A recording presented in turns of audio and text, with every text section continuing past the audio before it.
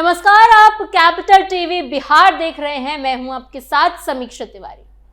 कहते हैं कि अगर राजनीति सीखनी है या समझनी है तो बिहार की राजनीति पढ़ो, क्योंकि बिहार जो सिखाता है वो जीवन भर इंसान भूल नहीं पाता।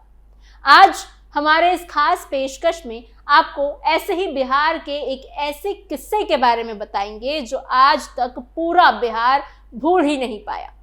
साल 2005 के बिहार की राजनीति का भ्रमण करवाएंगे आपको, जब राजद यानी राष्ट्रीय जनता दल को सत्ता से बाहर होना पड़ा। लालू प्रसाद यादव और राबड़ी देवी का 15 साल का राज खत्म हुआ।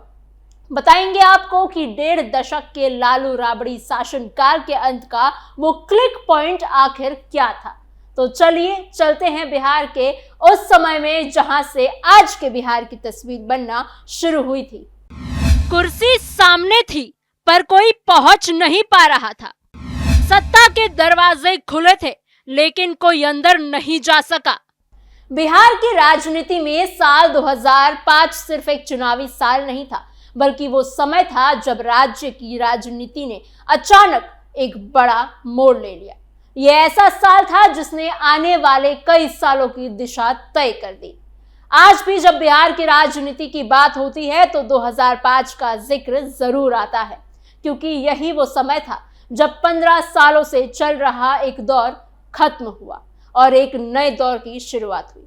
ये कहानी सिर्फ चुनाव जीतने या हारने तक की नहीं है, बल्कि ये कहानी है राजनीतिक फैसलों की, जनता की बदलती सोच की और उस एक पल की जब पूरा राजनीतिक समीकरण बदल गया। 1990 से बिहार की राजनीति पर लालू यादव का दबदबा था। उस समय उन्होंने सामाजिक न्याय की राजनीति को आगे बढ़ाया और पिछड़े वर्गों को राजनीति के केंद्र में लाकर खड़ा कर दिया। ये एक बड़ा बदलाव था और इसी वजह से लालू यादव को जनता का बड़ा समर्थन मिला।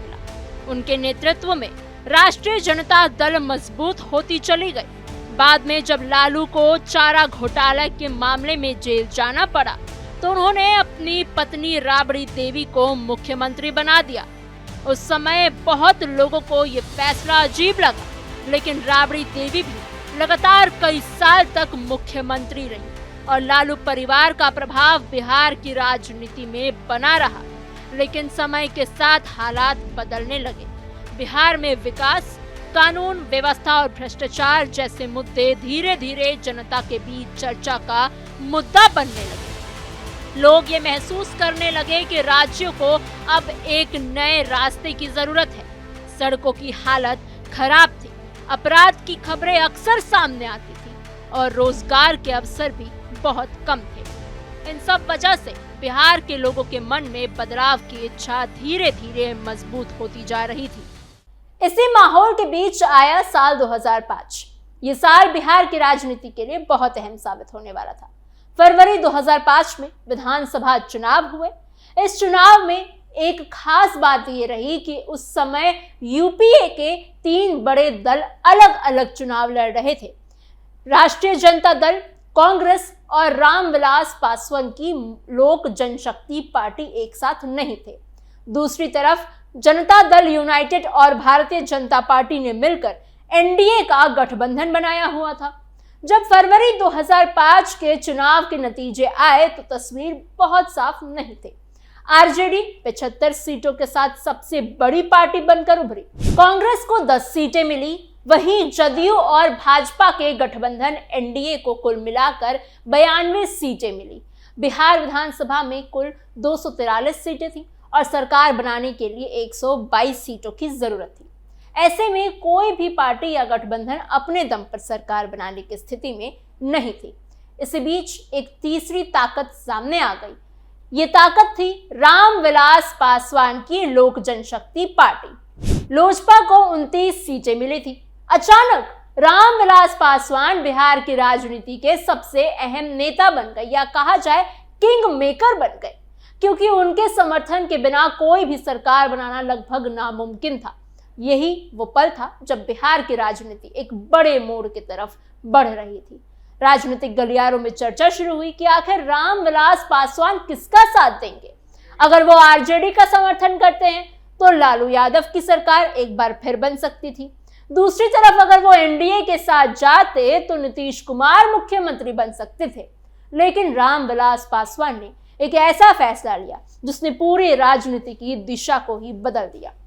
उन्होंने साफ कहा कि वो ना तो भाजपा के साथ जाएंगे और ना ही आरजेडी के साथ। उन्होंने कहा कि भाजपा सांप्रदायिक राजनीति करती है और आरजेडी भ्रष्टाचार और जातिवाद की राजनीति करती है, इसलिए वो किसी भी पक्ष का समर्थन नहीं करेंगे। ये फैसला सुनकर बिहार की राजनीति में हलचल मच गई, क्योंकि अब सरकार बनाने का रास्ता पूरी तरह से बदल गया था। बिहार की राजनीति का बड़ा मोड़, सुशासन और विकास का नारा। फरवरी 2005 के चुनाव के बाद कई दिनों तक सरकार बनाने की कोशिश होती रही। अलग अलग दलों के बीच बातचीत हुई, कई तरह की राजनीतिक चर्चाएं चली, लेकिन किसी भी पक्ष के पास बहुमत का आंकड़ा नहीं पहुंच पाया। आखिरकार स्थिति ऐसी बन गई कि सरकार बन ही नहीं सकी। उस समय बिहार के राज्यपाल बूटा सिंह थे। जब ये साफ हो गया कि कोई भी दल सरकार बनाने की स्थिति में नहीं है, तो विधानसभा भंग कर दी गई और राज्य में राष्ट्रपति शासन लागू कर दिया गया। यह फैसला बिहार की राजनीति में एक बड़ा मोड़ साबित हुआ, क्योंकि इससे साफ हो गया कि अब जनता को एक बार फिर चुनाव का सामना करना होगा। फरवरी 2005 का यह अधूरा जनादेश दरअसल बिहार की राजनीति का असली क्लिक पॉइंट बन गया।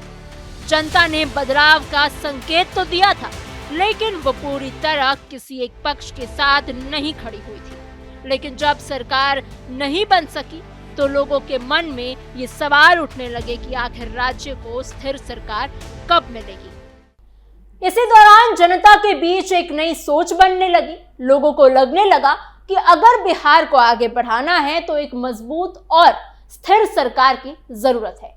यही वो समय था जब नीतीश का नाम तेजी से चर्चा में आने लगा। उन्होंने सुशासन और विकास की बात करनी शुरू की। उनकी छवि एक शांत और गंभीर नेता की थी जो प्रशासनिक सुधार की बात करते थे। फरवरी से लेकर अक्टूबर 2005 के बीच बिहार की राजनीति में माहौल पूरी तरह से बदल चुका था।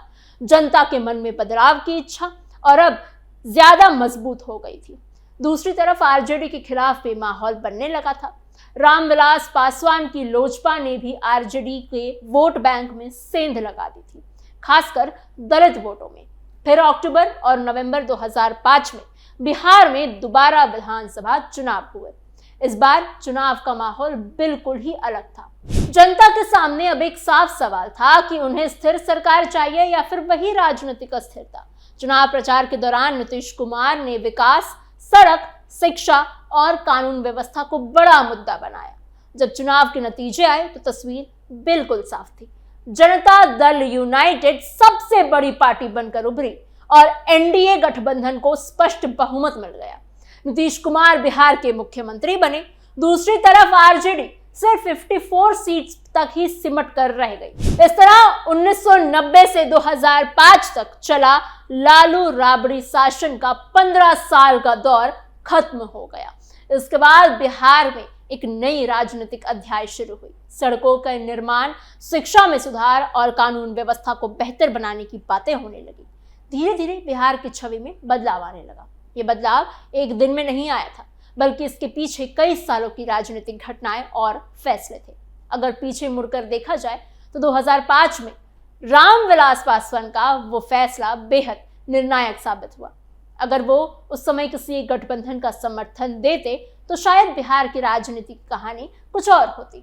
लेकिन उन्होंने जो रास्ता चुना उसने पूरे सत्ता संतुलन को बदल कर रख दिया।